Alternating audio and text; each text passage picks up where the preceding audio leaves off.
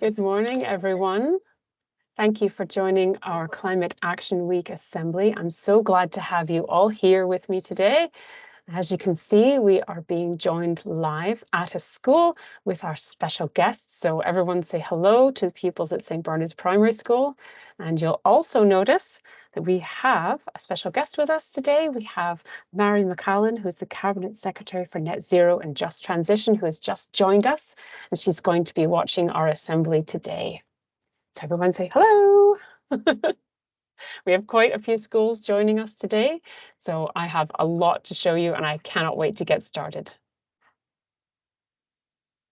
The first thing we're going to do today is we're going to look at everything that we have learned over the last week. It's been quite a lot, and I hope you're able to join us for most of our lessons this week. Don't worry if you missed a few, that's okay. The recordings are on our website and you can always go back and have a look at them there.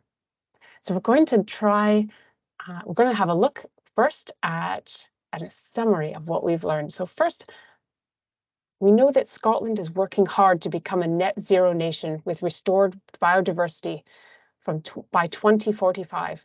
And we spoke a lot about what net zero is and what that might look like.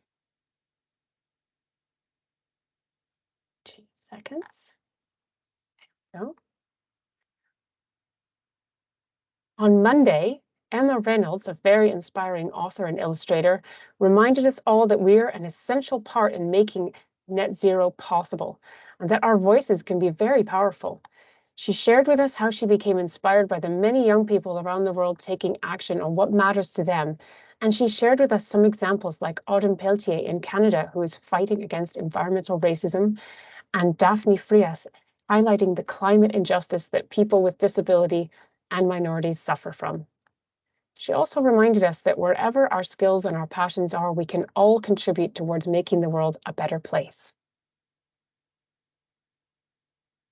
On Tuesday, Jasper and Emma from the Royal Zoological Society of Scotland taught us about nature's own engineers and how for nature to be healthy, we need every species to exist. We learned about how some species are incredibly skilled to create their own homes and modify their habitat and even create new ones for other animals to live in. And we learned that many species depend on the structures, tunnels, and habitats these engineers create, and how beavers are being reintroduced in Scotland after almost 500 years. This won't be free of challenges, of course, but we will be joining what 25 other European nations are doing already. Also on Tuesday, we learned that sometimes it is easier to not want to see the problem that we have in front of us until it's too late. But if we all work together, we can help to solve it. The solution might not be exactly what we thought it would be, but at least we will know that we're not alone and that we can continue working and supporting each other. And then on Wednesday, Josh taught us what exactly net zero means. He started by reminding us what greenhouse gases are and how they exist in our atmosphere and how they work as a blanket. And just like in the tale of the three bears and Goldilocks, we need to have the right amount of gases in the atmosphere. Not too little because we'd be too cold, and not too many because this creates global warming, but just right for everyone on Earth to live comfortably. We learned that things that release greenhouse gases are called sources, and things that capture it are called sinks. And although we still have too many sources of greenhouse gases in Scotland today, we are moving in the right direction towards having the balance be flat or level, which will be what net zero is. And finally, on Thursday, Claire showed us different ways in which our communities and schools can become net zero, and reminded us that dreaming and designing this future world can be a very exciting opportunity, not just for nature to recover, but for us to live in a completely different way. Now, I hope you have your whiteboards and pens ready, or maybe a piece of scrap paper, because it's time for our quiz. We're going to have a short quiz on what we've learned this week. Don't worry about how many answers you get right or wrong. This is always a learning opportunity and it's a bit of fun. So let's start with the first question. Are we ready? Oh, you can First of all, yes, you can split your classroom down the middle and play in 2 teams if you're feeling a bit competitive. Or you can play as a class and share your answers together. Here's our first question.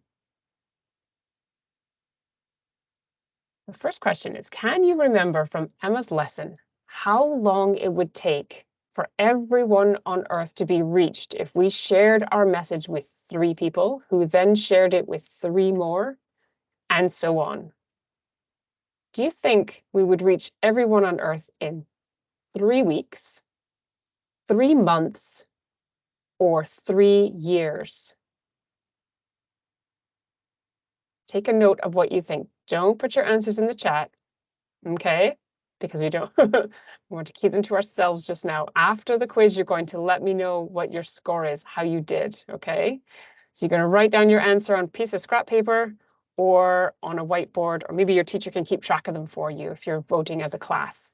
A, B, or C. How powerful is your voice? Well, it's very powerful, but how long do you think it would take to reach everyone on Earth? Okay, we're going to move on to question 2. True or false? Achieving net zero means not emitting any greenhouse gases at all. Do you think that's true, or do you think it's false? Right, write your answer down. And we'll see how you've done at the end of all of our questions. Our next question is, can you remember how many species of solitary bee there are in the UK? Do you think, I remember there were quite a few, more than I thought there were. Do you think there's 50, 100, or 200? What do you think? Write your answer down, okay? I remember Jasper saying there were quite a few, but I can't remember exactly how many. Okay, which of these is not a carbon sink?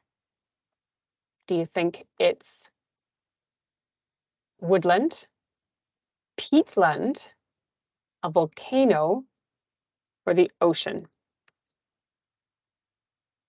A, B, C, or D? Which one is not a carbon sink? First, you have to remember what a carbon sink is, and then you need to pick which one is not one of those. Okay. Our next question is, which of these is or are a carbon source? Could it be petrol cars, cattle, industry, or food waste? What do you think here? Which of these is or are a carbon source?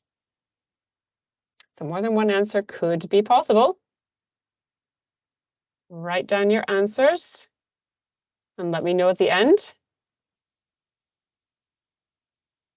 And our next question is, which of these is not happening because of man-made climate change?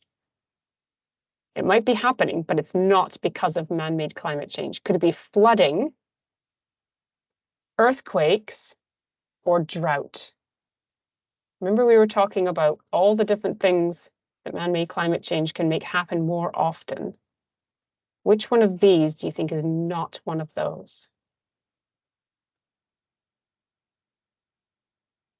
Okay. Next,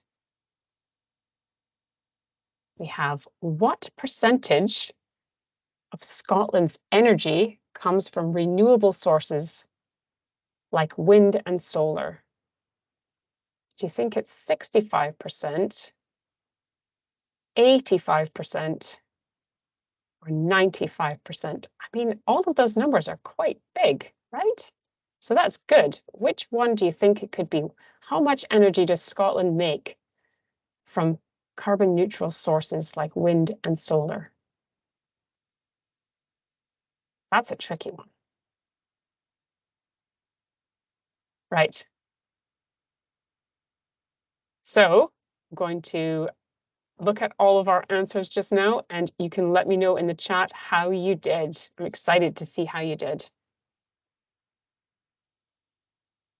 First answer is it would take 3 weeks to reach everyone on Earth, which I think is just amazing. If you told 3 people and all of those people told 3 people and then all of them told 3 people, we would take 3 weeks to tell everyone on Earth about climate action. The second answer is false because net zero doesn't mean emitting no greenhouse gases. If you remember, Josh and Claire showed us the scale. To keep everything level, we need to make sure that we are emitting only as many greenhouse gases as we have sinks. We need to keep everything in balance. So that means we need to shrink the amount of greenhouse gases that we're emitting, shrink our sources, and grow our sinks. So plant more trees and things like that. The answer to the third one is there's around 200 species of solitary bee, which I think is amazing. For question 4, volcanoes are a natural source of carbon and greenhouse gas, not a sink. And 5 was a tricky question because all of them are correct. 6, the answer is B, earthquakes are not caused by man-made climate change. And B, 85% of Scotland's energy comes from renewable sources. So yay us, that's an amazing amount. Of course, we always want that amount to be higher, but 85% is not that bad. Let me know in the chat how you did. I'd be really excited to see how many you got correct. And now, while you do that, I am going to show everyone some examples of work that were sent in. You remember we had a few activities that we offered for you to do over the past week. Don't worry, if you haven't sent yours in yet, you're still planning to, that's okay. We still love to see them. There's still plenty of time. We have posters, videos, and some nice tweets to say hello to show you. So I'll just show you those just now, and you can put your quiz answers in the chat, and I'll have a look at those. Okay.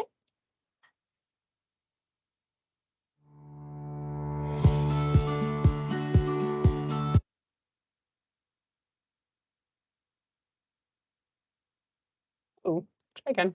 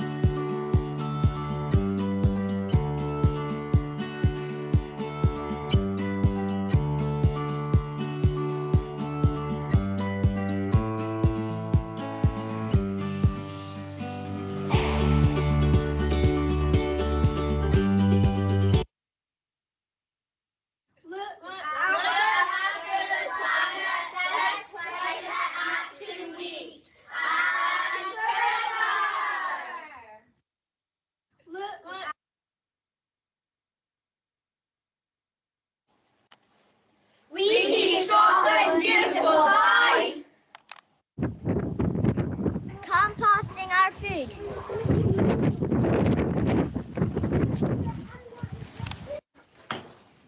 Watering our plants.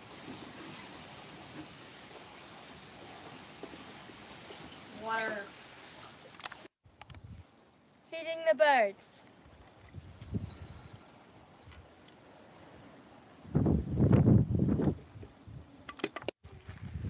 Growing flowers and trees. Growing our own food.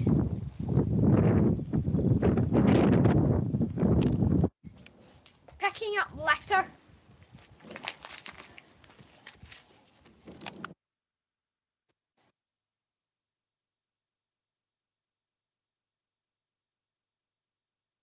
Isn't that amazing? I love seeing all the posters and all the work that you've been doing. And I just loved those 2 videos. Thank you so much for sending those in.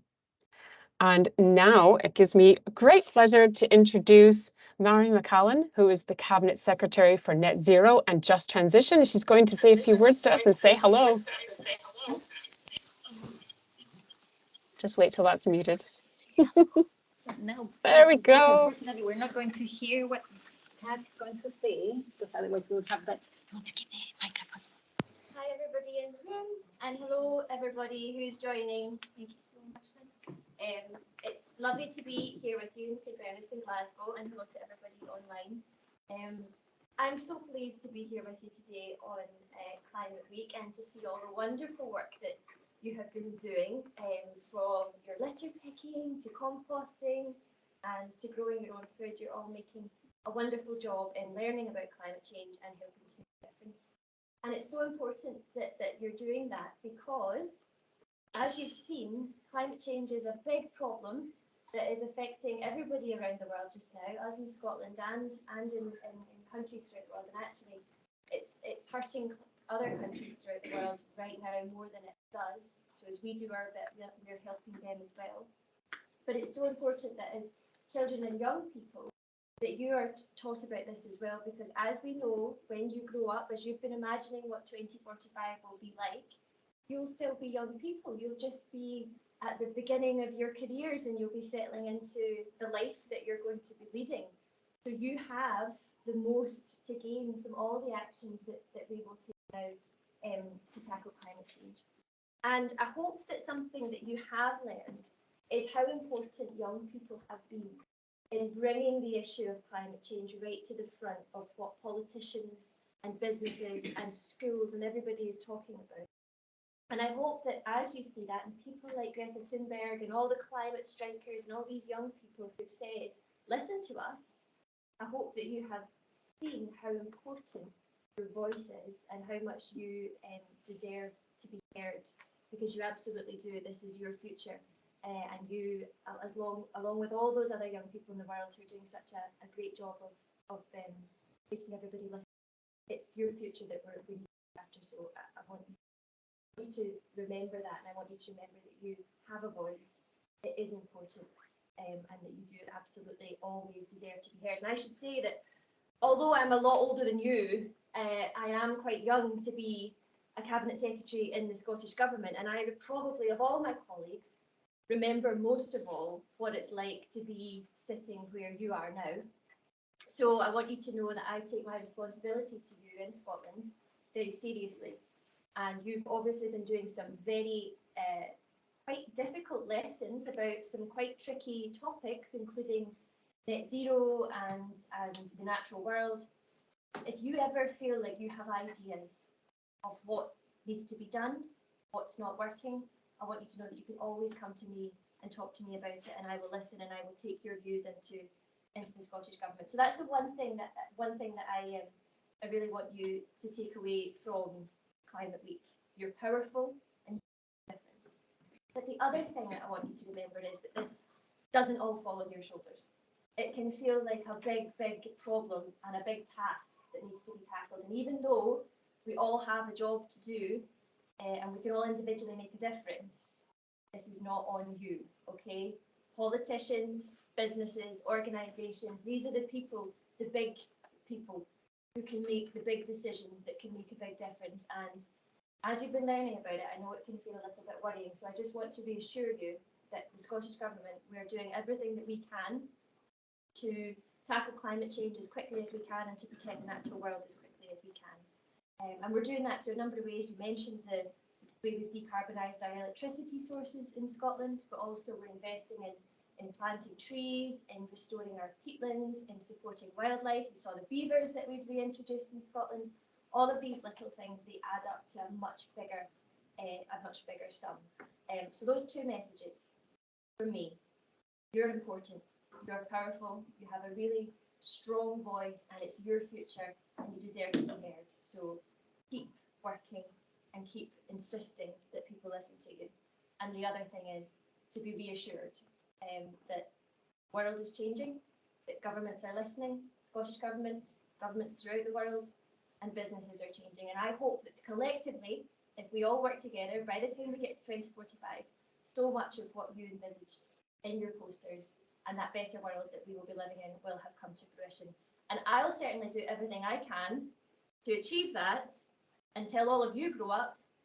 Some of you may become politicians, and then you can do a much better job. Okay, so it's so lovely to join you. Thank you so much. Thank you to all of you for having me. Thank you to Keep Scotland Beautiful for this wonderful exercise that they help coordinate right across Scotland. And thank you to all of your teachers for supporting you and for being great leaders in your lives. Thanks, everybody. What an amazing and inspiring message. Thank you so much, Mairi McAllen, for speaking to our assembly and to all your pupils assembled today in the classroom with you. It's the perfect message, because you're very right. It is all of our responsibility, but we all need to work together. So we shouldn't feel that it's on any one of our shoulders, but we should also feel that we have a powerful message that we can spread. Now, I wanted to thank everyone, but first of all, I wanted to congratulate everyone who's putting their quiz and their quiz results in the chat. You did so well. I'm seeing 5, 6, and 7 questions right from everyone who's responded. So well done. Clearly paying attention during the lessons this week. Well done, you. So give yourselves a big pat on the back. Some of those questions were very tricky. Thank you so much for joining us throughout this week and today. Thank you to all the educators who spend their time with us, to engage with us, to help pupils to do their amazing work, and for being an inspiration for your classes.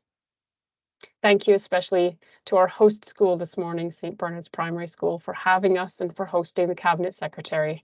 We really appreciate you rearranging your Friday to accommodate us and for being our wonderful hosts this morning. And thank you too to all the pupils listening today and throughout this week. Thank you for listening to our lessons. Thank you for wanting to take action on environmental issues to help our planet. And thank you too for sharing your fantastic work with us. It keeps us inspired to see the work that you send in. We always love hearing from you. So just like Mairi McAllen said, if you have any questions for us anytime, if you want to know something, or maybe there's something that you want to learn more about, we're always here. You can get in touch with us anytime. Please remember that we can make the difference. We can be the difference. And we are already being the difference in the world today. I hope you can join us for our next events. We have our friends from Sustrans, Ash Scotland, and Ash Scotland joining us. Sustainable transport and COP28 is the topic with Sustrans. And then Ash Scotland will join us to talk about something very much in the news right now, the effects of vaping on our health and on the environment. And then our next themed week is Sustainable Living Week, but that's not till after Christmas. You're very welcome to join us, and I hope to see you then for all of those lessons, or as many as you can attend. Thanks once again for joining us. That's all we have for Climate Action Week 2023. We'll see you again next year for 2024. That's all we have for today, though. Bye for now.